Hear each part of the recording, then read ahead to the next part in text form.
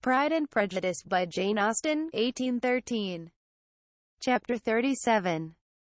The two gentlemen left Rosings the next morning, and Mr. Collins, having been in waiting near the lodges to make them his parting obeisance, was able to bring home the pleasing intelligence of their appearing in very good health, and in as tolerable spirits as could be expected, after the melancholy scene so lately gone through at Rosings.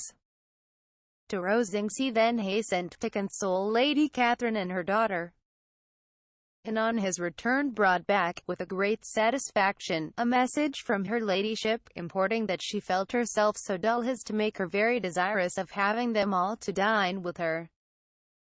Elizabeth could not see Lady Catherine without recollecting that, had she chosen it, she might by this time have been presented to her as her future niece. Nor could she think, without a smile, of what her ladyship's indignation would have been. What would she have said? How would she have behaved, were questions with which she amused herself. Their first subject was the diminution of the Rosings party. "I assure you, I feel it exceedingly," said Lady Catherine. "I believe no one feels the loss of friends so much as I do.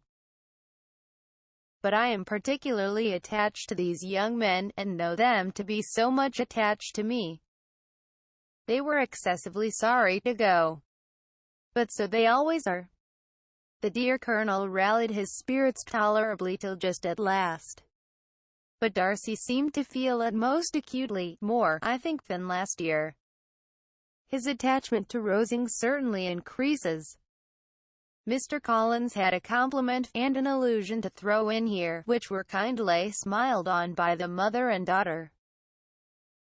Lady Catherine observed, after dinner, that Miss Bennet seemed out of spirits, and immediately accounting for it by herself, by supposing that she did not like to go home again so soon, she added, "But if that is the case, you must write to your mother and beg that you may stay a little longer.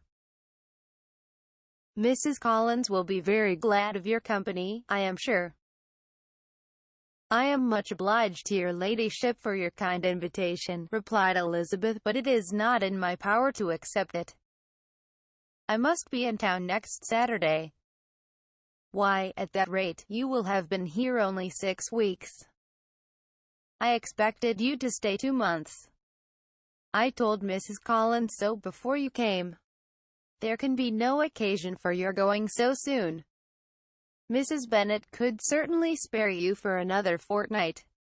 But my father cannot. He wrote last week to hurry my return."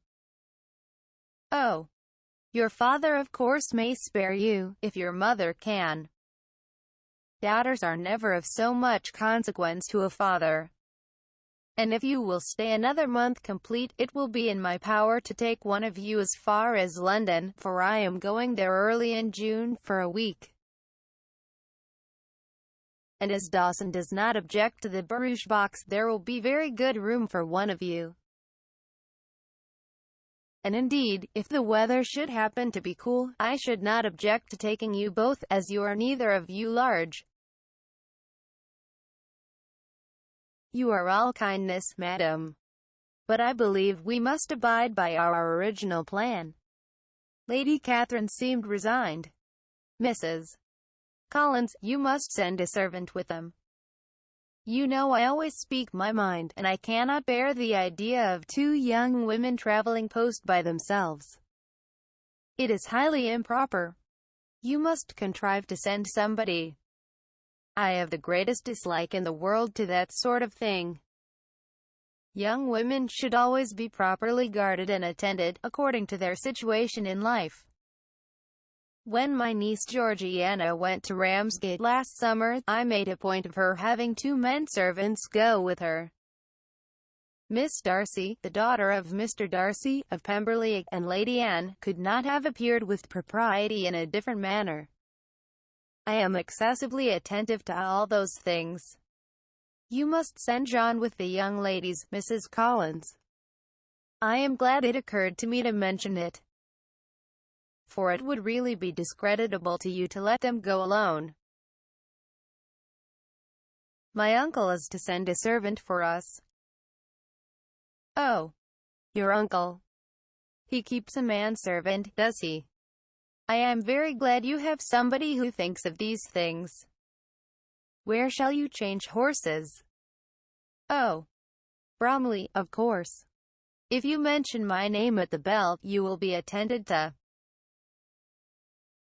Lady Catherine had many other questions to ask respecting their journey, and as she did not answer them all herself, attention was necessary, which Elizabeth believed to be lucky for her.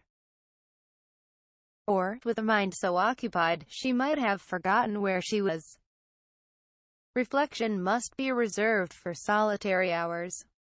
Whenever she was alone, she gave way to it as the greatest relief. And not a day went by without a solitary walk, in which she might indulge in all the delight of unpleasant recollections. Mr. Darcy's letter she was in a fair way of soon knowing by heart. She studied every sentence, and her feelings towards its writer were at times widely different. When she remembered the style of his address, she was still full of indignation. But when she considered how unjustly she had condemned and upbraided him, her anger was turned against herself, and his disappointed feelings became the object of compassion. His attachment excited gratitude, his general character respect.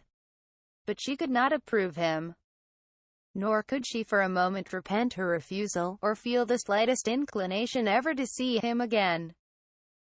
In her own past behavior, there was a constant source of vexation and regret, and in the unhappy defects of her family, a subject of yet heavier chagrin. They were hopeless of remedy. Her father, contented with laughing at them, would never exert himself to restrain the wild giddiness of his youngest daughters. And her mother, with manners so far from right herself, was entirely insensible of the evil. Elizabeth had frequently united with Jane in an endeavour to check the imprudence of Catherine and Lydia. But while they were supported by their mother's indulgence, what chance could there be of improvement? Catherine, weak-spirited, irritable, and completely under Lydia's guidance, had been always affronted by their advice. And Lydia, self-willed and careless, would scarcely give them a hearing. They were ignorant, idle, and vain. While there was an officer in Meryton, they would flirt with him. And while Meryton was within a walk of Longbourn, they would be going there forever. Anxiety on Jane's behalf was another prevailing concern. And Mr. Darcy's explanation, by restoring Bingley to all her former good opinion, heightened the sense of what Jane had lost. His affection was proved to have been sincere, and his conduct cleared of all blame, unless any could attach to the implicitness of his confidence in his friend. How grievous then was the thought that, of a situation so desirable in every respect, so replete with advantage, so promising for happiness, Jane had been deprived by the folly and indecorum of her own family. When to these recollections was added the development of Wickham's character, it may be easily believed that the happy spirits which had seldom been depressed before, were now so much affected as to make it almost impossible for her to appear tolerably cheerful. Their engagements at Rosings were as frequent during the last week of her stay as they had been at first. The very last evening was spent there, and her ladyship again inquired minutely into the particulars of their journey, gave them directions as to the best method of packing, and was so urgent on the necessity of placing gowns in the only right way, that Maria thought herself obliged, on her return, to undo all the work of the morning, and pack her trunk afresh. When they parted, Lady Catherine, with a great condescension, wished them a good journey, and invited them to come to Hunsford again next year. And Miss de Bourgh exerted herself so far as to curtsy and hold out her hand to both.